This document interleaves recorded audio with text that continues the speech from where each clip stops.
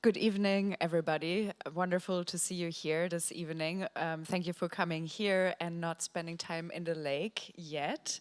Um, I'm very pleased to be here for the talk Regift on Gifting, Mutual Obligation and Economies of Circulation.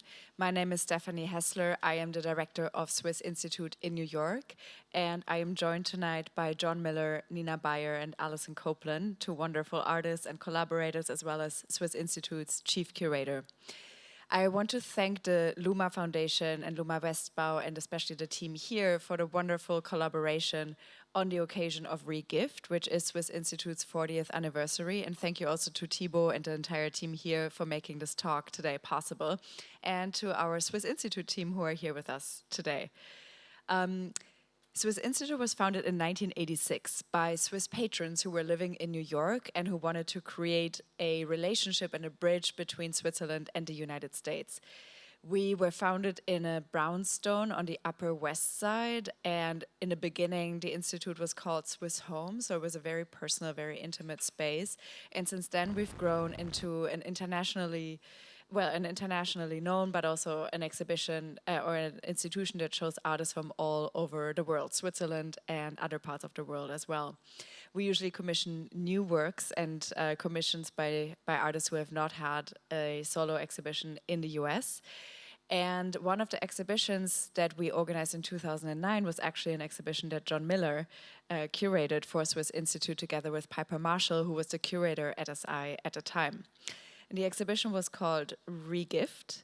I will let John tell the story of how the exhibition came about, because I really love the idea of the regift and how annoying the regift was and how this annoyance actually led to the creation of the exhibition.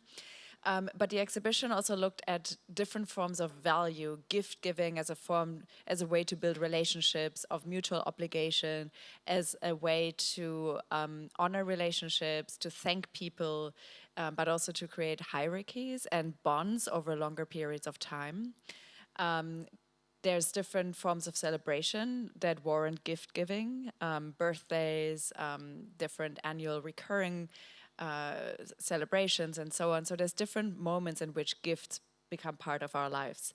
But there's also, of course, a gift that exceeds anything that can be put into monetary value alone, which is also similar to what artworks do. So we can put a price tag on an artwork, however, the artwork eventually will exceed that price, hopefully. And so this exhibition took place in 2009 with a fantastic list of artists. And for Swiss Institute's 40th anniversary, we invited John to revisit Regift with us. And we brought it here to Zurich to bring Swiss Institute's history and present and future back to Switzerland. The exhibition is on view at Luma Westbau on the second and the third floors. So if you haven't already seen it, please go and visit it. There are 55 artists that are part of the exhibition, 68 works. And the exhibition looks at different forms of gifting and gift giving. But it is also a gift to Swiss Institute in the sense that it is a fundraiser. So the works are available for purchase to support the next 40 years of Swiss Institute. And with that introduction, I'm now very glad to introduce our speakers for tonight and to hand it over to you to discuss the original Regift as well as the new iteration that's on view in the building here. And maybe just to say what we're looking at behind us are the installation views from the 2009 exhibition at Swiss Institute. So those will be kind of playing behind us as we talk. So these were the works in that show, some of which you can see here today. But yeah, John, maybe to start, it would be interesting to hear this moment of annoyance that you experienced when you first thought about the regift and what bothered you about it. Yeah, I think the Regift show, I don't organize that many shows, but the Regift was one of the first that I did, and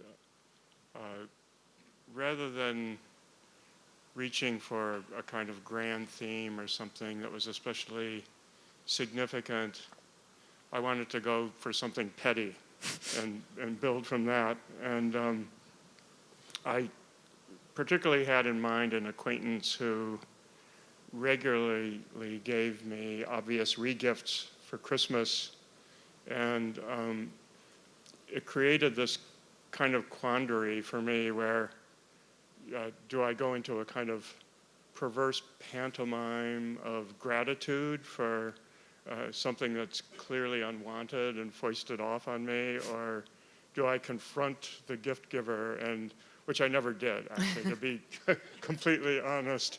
But I thought, well, that kind of energy could go into looking at different kinds of artworks and ones that address those kinds of circumstances. So one of the artists who was in the original show, who's also represented in this iteration of the show, was Leela Dare.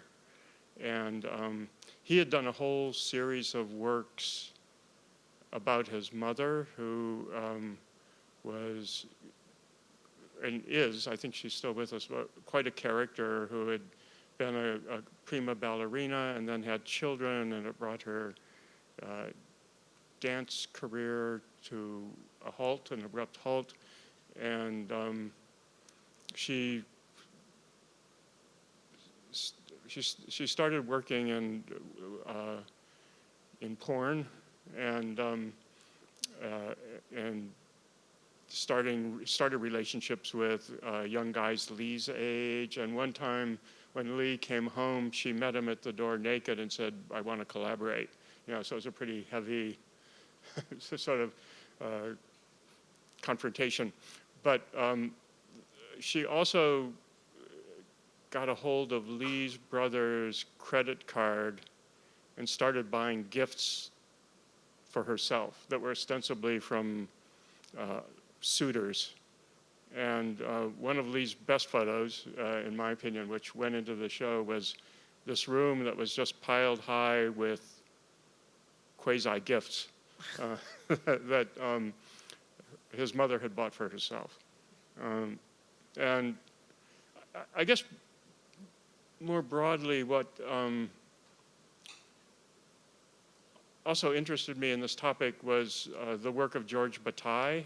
And it's funny because I read a few of his texts recently, and there's parts of them that I'm not so keen on now, that where I was totally down for him back in 2009. But I think the strong points of his analysis of economy can be stated in two ways where he draws oppositions. And one is he talks about a restrictive economy versus a general economy.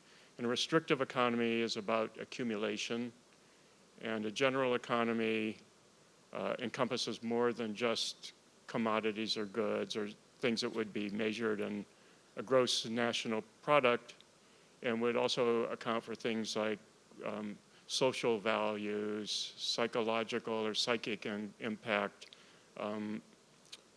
rituals, and different kinds of obligations that people have toward one another. And things that aren't necessarily represented in a capitalist economy, which, they're not represented under the kind of rubric of objectivity. And they're not so much represented in Marxist analysis of things either, except when you get into the commodity fetish and the idea that the fetishism consists of projecting an animus on an inanimate object. So that was one principle, and then the other was a kind of existential one, where Bataille spoke about heterogeneity and homogeneity. And something that is homogeneous in Bataille's understanding is something that exists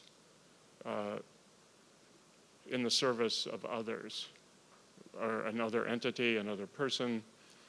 So it's something that's purely functionalized. And the heterogeneous is something that has a degree of autonomy. And Bataille looked for like a model of a sovereign king or something like that, a figure that exists for their own sake. So anyway, those. So in the original show, not every work was a regift, but all of the works had some relationship to this expanded, or the impact of the work especially had some kind of relationship to these categories that Bataille raises. Should I? Yeah, Do you want more? Well, maybe it's interesting also to talk about that kind of moment. It's interesting to hear you say how now, upon revisiting, thinking about this, your kind of relationship to that text has changed, and I think that happens as we kind of look back at any moment. Our feelings about something, our thinking about it, may have developed in different directions. But it would be nice to hear you speak about perhaps the Felix González Torres work and how you encountered that for the first time. Oh, well, it actually wasn't the first time, but it was like the most charged time when Felix had a survey show at the Guggenheim Museum, and I don't remember the date off of the top of my head, but there were two shows at the same time, and he was paired with Ross Bleckner, and Ross Bleckner, compared to Felix, was more of a socialite, friends with Bianca Jagger, and this kind of like set of people, and he drew that kind of audience accordingly. And Felix was more, subcultural isn't the right word, but and not bohemian, but he was more grassroots, I suppose. And a lot of the works of his that were included in this show were his candy pour pieces, and we have one of those on view now. And he would also do paper stacks, and both of these works, these modes of working, interacted with viewers, where viewers could take a candy, they could take a sheet off of a paper stack. And based on that, Nicola Borio developed his theory of relational aesthetics. So it was really Felix González Torres who got the ball rolling for Borio, theoretically. But anyway, what happened during the opening was that there was this whole sense of something for free. So a lot of people worked their way up the ramp, and Ross Bleckner was on the top, Felix was below, and started picking up papers and candy and more. And then by the time many got to the top, they were thinking like, oh, I'm going out tonight. What am I going to do with all this stuff? And it just mounded up in waste receptacles. So it was kind of this carnival of consumption where, okay, maybe it wasn't exactly what Felix may have imagined for the work, but I think it really said something about a particular economy and the idea of value and whether one thinks that something is valuable, and just because it can be circulated without money, then how do we understand that? So in a way, I regarded that situation, weird as it was, as kind of a proof of the power of the work, like how he was really tapping into ideas of acquisition, ideas of seeing what he was offering in terms of a restrictive economy, or treating it like an article under that kind of economy. Yeah. One work that we could also talk about is the Mike Kelly work, because I think that was also quite pivotal for the exhibition, and it also speaks to ownership and property and the appropriation of ownership or of property, especially of an artist's work, which I find interesting because that is, of course, an involuntary gift or something that somebody just takes rather than being given for free. Yeah, well, with the selection of Mike's work, he's someone who I was close friends with, and I had originally thought we could include his piece, More Love Hours That Can Never Be Repaid. If you're not familiar with that, it's actually a two-part piece. It also includes, the second part's called The Wages of Sin. But the Love Hours part of this work was a big panel where hand-knit toys and Afghans were all kind of put together in a Pollock-like agglomeration and just displayed like that. And but it was important that everything be handmade, and Mike's notion of that in terms of value was, and I think it was like a very Catholic kind of reading, but because someone made something by hand and gave it to you, then you were indebted to that person for all the time that was spent making that, what Afghan or children's toy or what have you. And Mike and I had done an interview about that, and I immediately thought of Thorstein Veblen's critique of the arts and crafts movement. Veblen was an American sociologist who published a book called Theory of the Leisure Class, and he was kind of puritanical, but his puritanical bias led to insights, I think. And one of his insights was that oftentimes what we find aesthetic is a less efficient way of doing something. So for example, Veblen hated the arts and crafts movement because he felt it was embedding a principle of social hierarchy based on the capacity to waste. And it's also interesting because for Veblen, waste is a bad thing. For Bataille, waste is a good thing. But anyway, it turned out, it's funny because I had visited Mike's studio while he was producing this work, and I just thought, oh, we can just get it. But it turned out it went into the Whitney Museum's collection, I believe. Was it the Whitney? Yeah, okay. And we couldn't even afford the insurance that was required to show the, so speaking of valuation, that was kind of a wake-up call.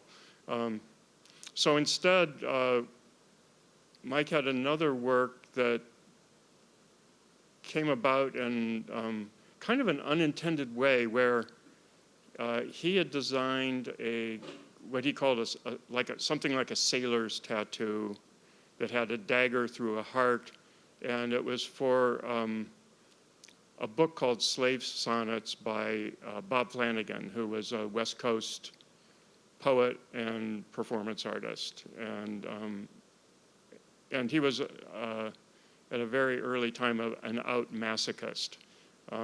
So anyway, that book came out, and who knows what the circulation is for poetry books, but Mike had made that drawing of a tattoo for the cover of the book, and then years later, he had entered into a relationship with a young woman named Truly Hall, and Truly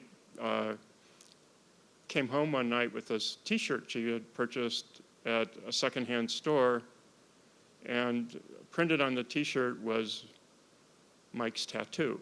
He had no idea how it got there, but he did a little bit of sleuthing online and found that there was a company that produced quasi-punk attire, and that's what had happened. And yeah, I don't think he pursued anything after that. But then, but he told Truly, what the source of the image on her T-shirt was, of course. And then the next Valentine's Day, Truly came home with that tattooed on her chest, which Mike was very touched by. And so he created his own T-shirt edition.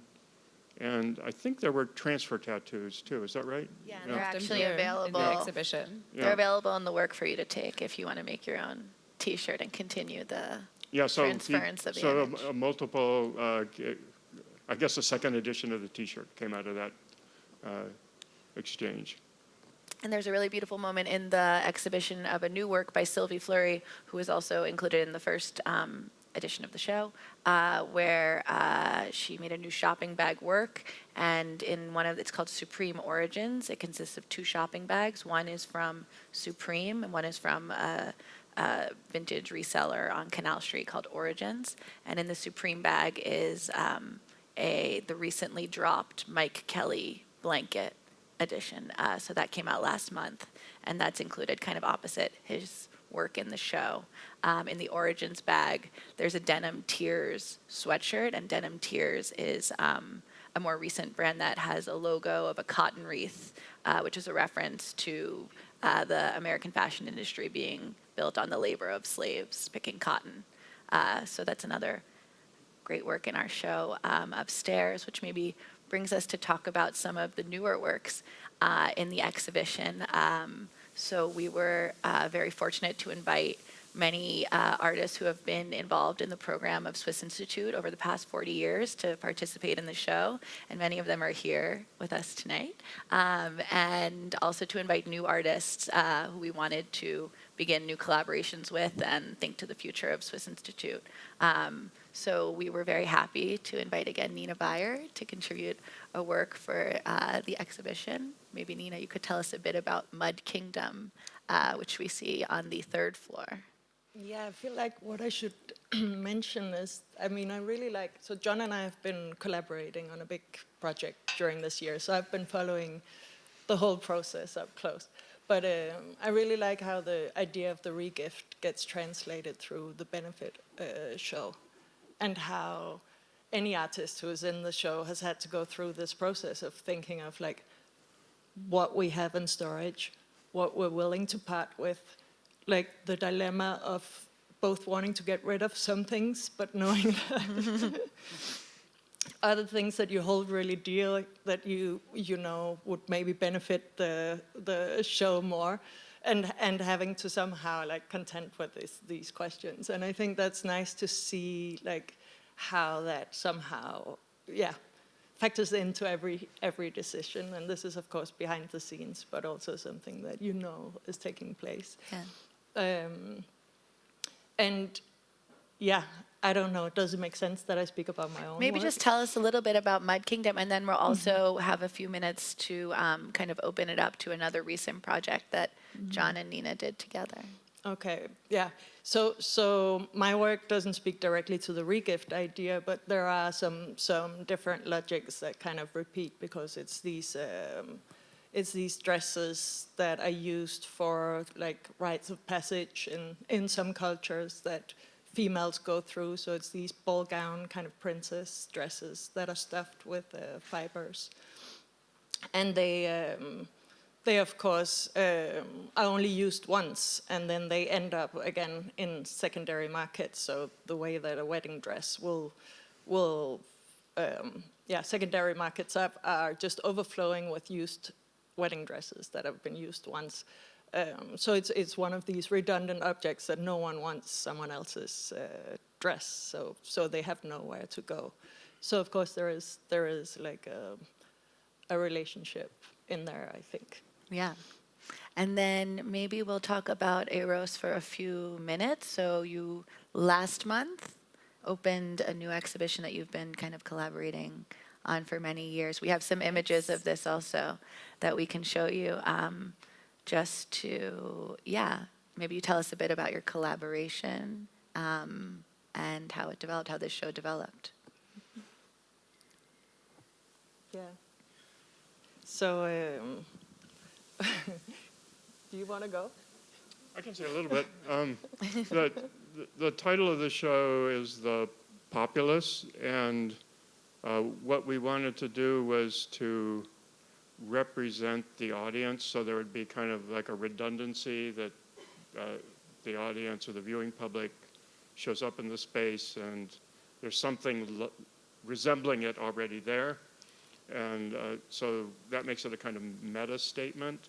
And that was our jumping off point. And Nina and I had collaborated before, and there was a piece called The True Mirror that we did, which were these child mannequins in very big plaid suits, or suits with big plaid patterns on them, like sort of out of proportion.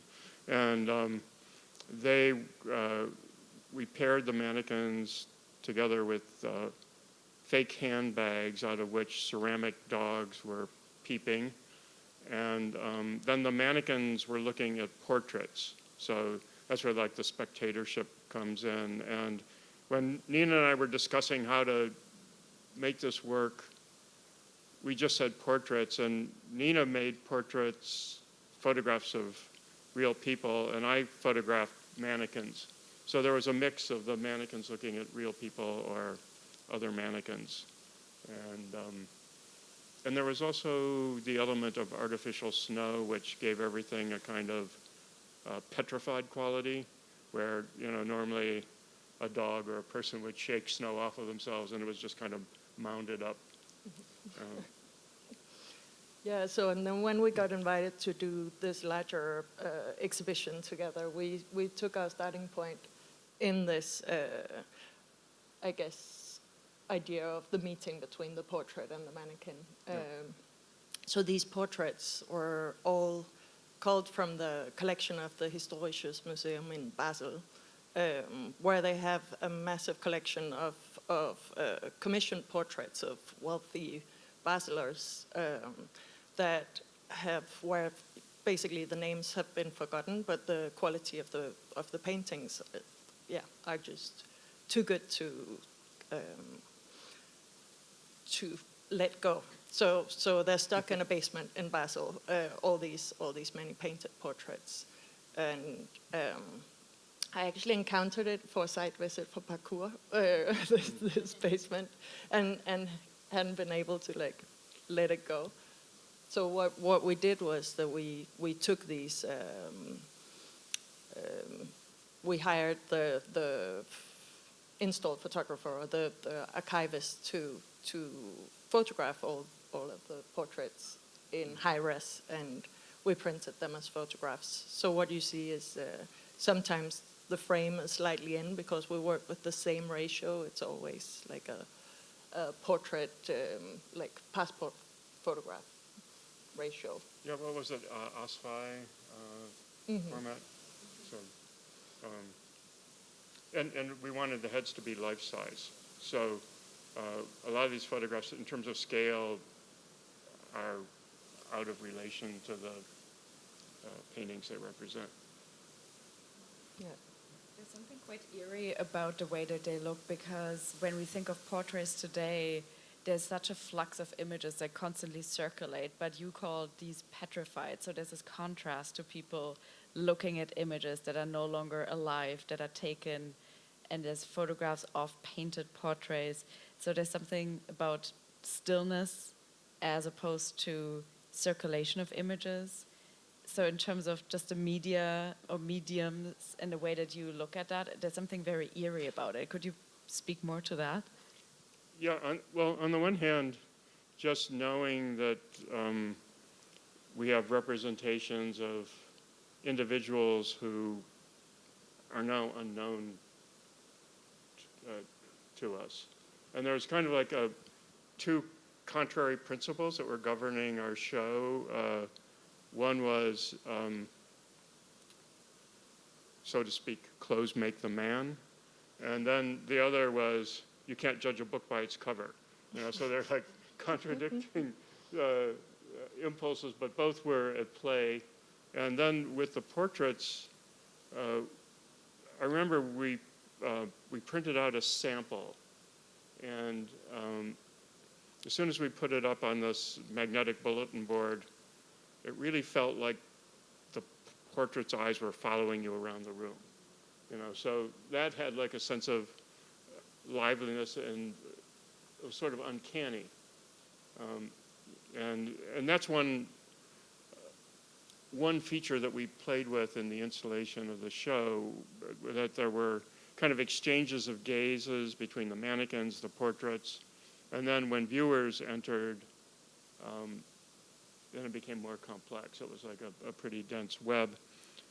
And I think also the painted faces that the mannequins that John always works with always have they're the kind with the painted faces that we very rarely see today. And the fact that there were these two versions of a painted face, kind of, which in different ways were idealized and anonymous. So, yeah. But our installation also created confusion, and in ways that neither Nina nor I expected, where once everything was up, it created a kind of labyrinth quality to the space. And before, our previous project was more like a tableau. So there was like a definite viewpoint. Here, there wasn't like a prescribed viewpoint for the visitor. And then the other thing that happened very early on was with that many, I mean, on the one hand, if you're not used to mannequins, just having one in a room can be kind of creepy and surprising and a little bit alienating. But to have a lot in one room, sometimes even when we were working and some of the installers came in and we would move, they'd get a jolt, because they just assumed everything in the room was a mannequin, and then it turns out, oh, there's a live person there too. And then in the opening, it became really like really confusing, but we liked that. But that was a kind of added bonus to working with that large number and having them set up so audience members could go between them and around them. Fantastic. Well, to speak to liveness further, we're going to invite Raúl de Nieves onto the stage for a performance, who will be performing as La Mosca. Raúl is also part of the Regift exhibition upstairs.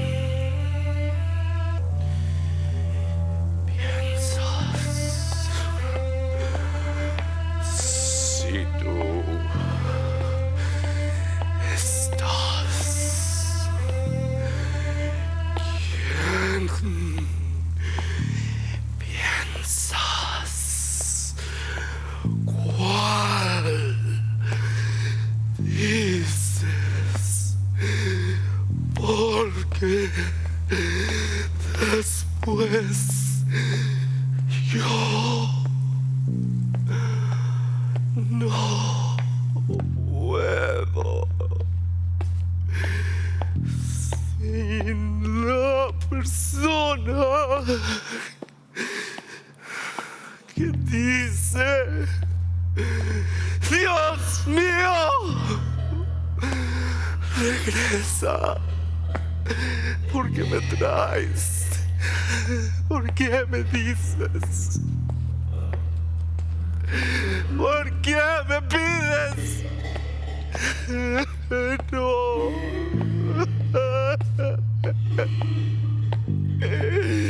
Y es que la verdad es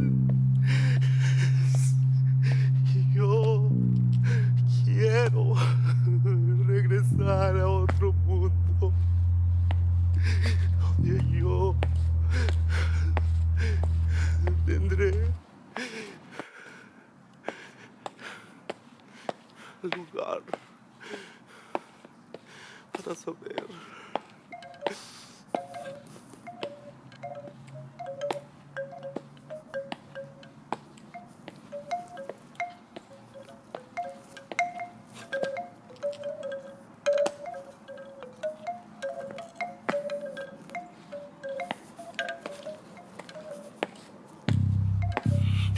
Padre nuestro, que estás en el cielo, santificado sea tu nombre.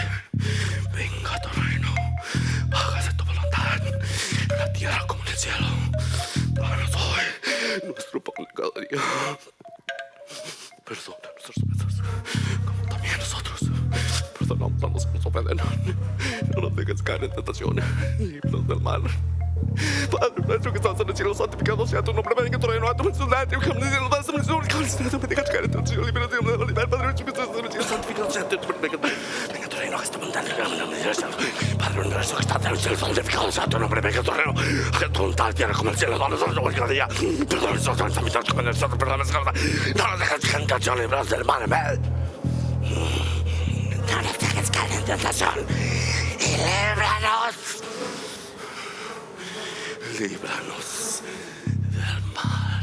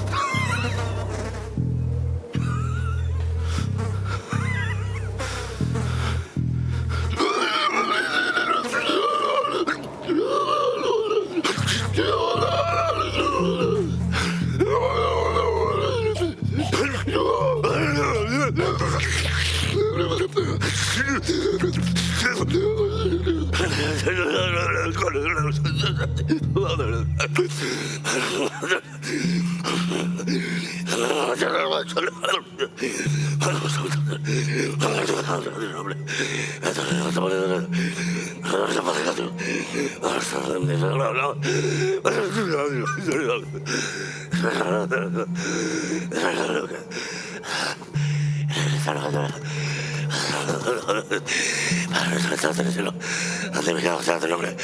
Venga a tu reino. Haz tu voluntad en el cielo. Padre nuestro que estás en el cielo, santificado sea tu nombre. Venga a tu reino, haz tu voluntad. Déjanos parte de nuestro corazón. Déjanos regresar al mundo. Déjanos regresar al mundo. Déjanos regresar al mundo. Por favor, déjanos. Padre nuestro que estás en el cielo, santificado sea tu nombre. Déjanos regresar al mundo.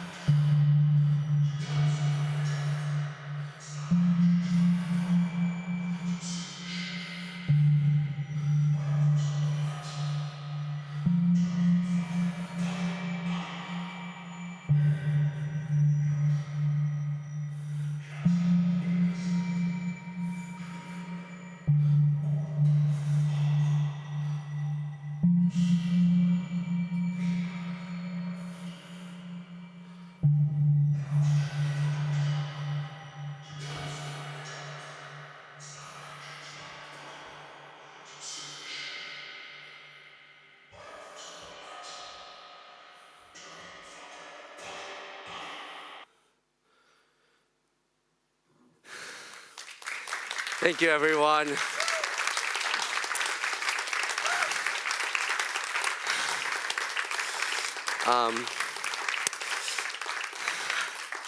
Obviously, I want to thank everyone here for being present, the institutions, the people that work the institutions, the artists, and you guys, the viewers. To be part of a legacy is something that I think we all aspire, so remind yourself that you're one of them.